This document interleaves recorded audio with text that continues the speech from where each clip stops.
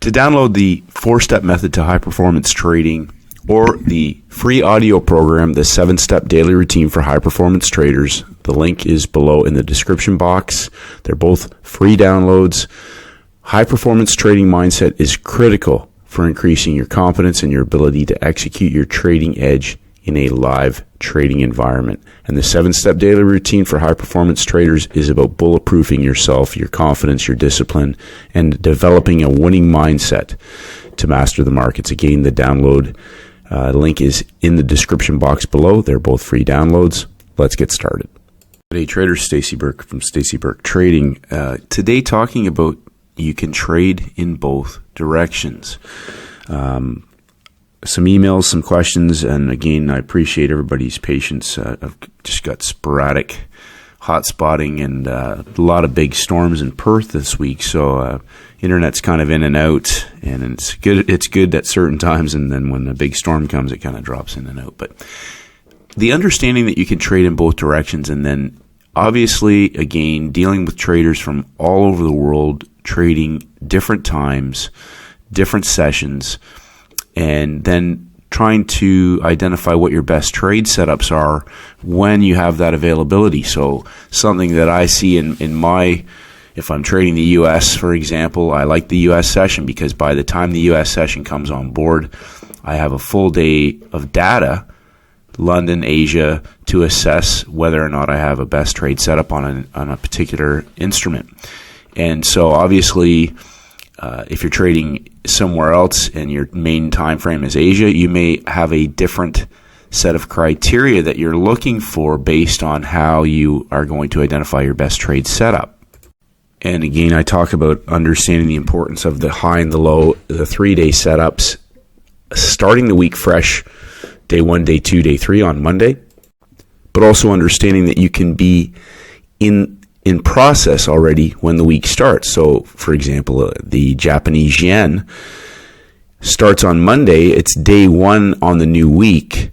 Day 1 down, takes out Friday's low, continues lower on Tuesday, day 2, but we're in process. We have a peak formation on Friday. So this can become our new day 1 in terms of the 3-day cycle.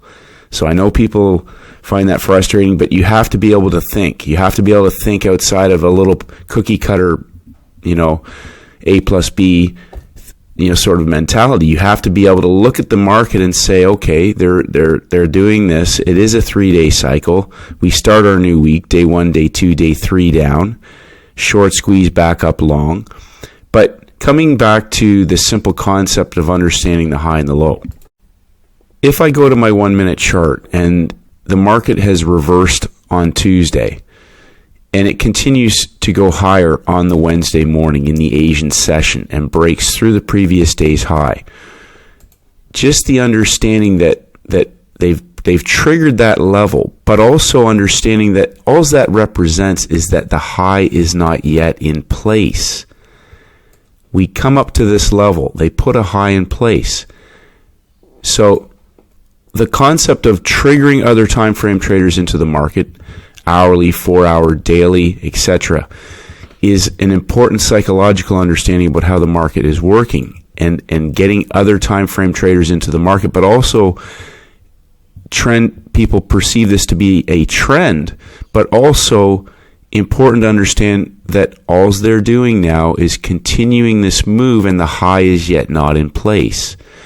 The market slowly rolls over, traders short the market, and now what they're doing is coming down and putting a low in place. So we have our high, we have our low, and then the market consolidates back inside. This type of setup, again, around the previous day's high, they've continued to expand the range up, putting a high in place, then locking in a low, and then going into consolidation. This is the trend type of setup. So that bias coming into the next session or over the course of the day. So again, if this is a setup that you're looking to trade or a trend type of setup that you're looking to trade, you should be studying these and understanding that that is how the trend setup may evolve. Peak formation high, peak formation low, consolidation, and then the continuation. Now, I'm not saying that this is an ideal setup, but depending on which session you're trading, so I talked about targeting certain pairs in certain sessions that have a higher probability of moving. So some traders may have traded this long. They're long bias traders. Other traders may have patiently waited for that break in structure. We have a break in structure, the pullback up into that peak formation high, and they may have been short biased for the move back down in the Asian session. Traders coming along in that Europe-London window now may not have had any setup. We come to the U.S. session, traders now understanding that. So a great question from a trader the other day is they didn't see how the euro-yen trade to the downside was an ideal candidate for a best trade setup. So understanding then we're down low. Again, there's our high and our low. We've broken out of the previous day's low. We've come down, but when the US 12 candle window starts, we're up here. We're up in this consolidation. We went through this on yesterday's video. This is our low of the day. We want to be able to buy low or sell high if that's the setups that we're trading. But in order for this market to be a buy low, we're down low, I'm expecting a buy low. We've trapped traders up inside of the peak formation from the London session. This creates order flow for the explosive move back down. Now, this move back down serves a couple of purposes. Obviously, it clears out the longs that are trapped inside. So they've got traders are, long, short, whatever. But this also triggers the low of the day. This triggers breakout traders right at the beginning of the session. So this is a 1-minute chart. But when we get our 15-minute bar close, we have 50-minute traders in the market. We might get an hourly close. This is 1 hour down. We may have daily traders taking the low of this breakout, or traders, momentum traders, chasing this move down low. But that's a 50-pip move. 10-pip stop, a 50-pip move. They consolidate that in 3 pushes underneath the low of the day for the second hour to start, and then the explosive move back up to the high of the day. Low of the day, high of the day. Low of the week, low of the month. So you can trade in both directions, but it's important to not only let the day evolve. So again, if you're trading Asia, if you're just coming to the screen and you can only trade Asia, well, obviously there's a trend trade possibility. If you were trading this pair in Europe, we have a new low of the day. They've come up and made a peak formation high. So we have our lower high of the day. The peak formation at the beginning of Europe is up into our peak formations. So again, studying and understanding that when they're going to go in one direction, they will punch up or down into the existing trend for the move, because the low, they're moving lower, the low has yet not been put in place. The low eventually gets put into place, and this comes back to timings. So we have our Europe session, we have our Asia session, and we have our US session that takes traders into the extreme, reverses in that middle hour when the equity market is going to open for the explosive reversal back up to the high of the day. This is day 2 reversal. Low of the week, low of the month, low of the day. There are going to be other days that are textbook perfect high-low opportunities. They form a range around the previous day's level. Day 3, we have a break in a previous day's low, but then the market establishes a low and a high before trading back up into the high, which tells us the high is yet not in place. And this comes back to timings again. Right before the US session starts, we get a peak formation. So somebody asked yesterday, I'm still confused about what a peak formation is. It's really simple. A peak formation is a V top, which is upside down as an A top, or a V bottom that is at the extreme. So people are saying, well, they're all over, they're inside, and they're... No. I'm talking about the high and the low. And it's important just to regardless of how you're trading, to understand and remember the three things that markets do. They break out, they pull back, and reverse. False break reversals. Okay, peak formation low, and they reverse and go the other way.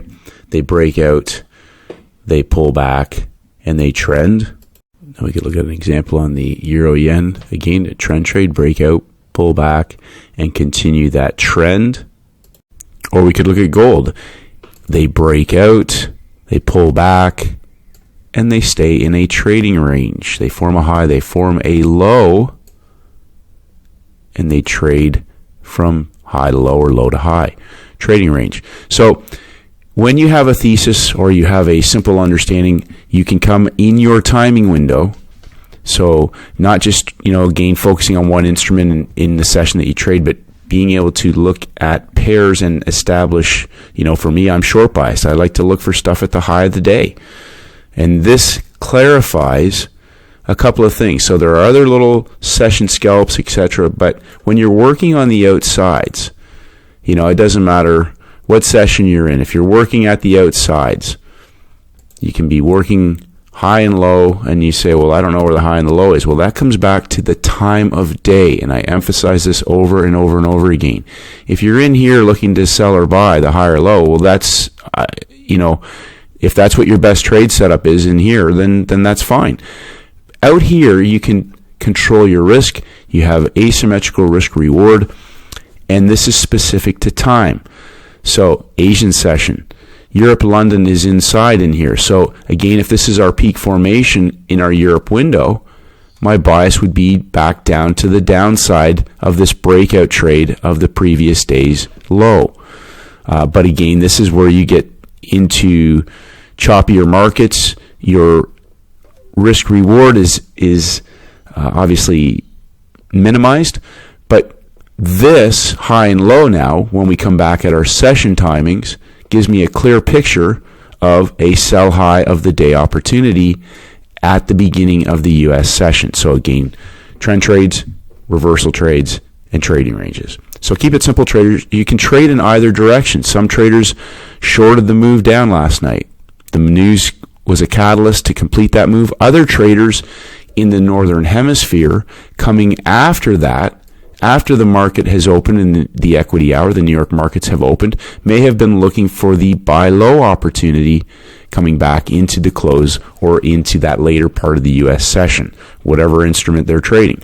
So you can trade in both directions, but having a simple process at the timings that you are able to trade, and then identifying your best trade setups, keeping it simple, managing your risk, having profit targets that obviously can offer asymmetrical risk reward, locking it in and getting off the screen. Have a great session today. Keep it simple, and may the markets go with you.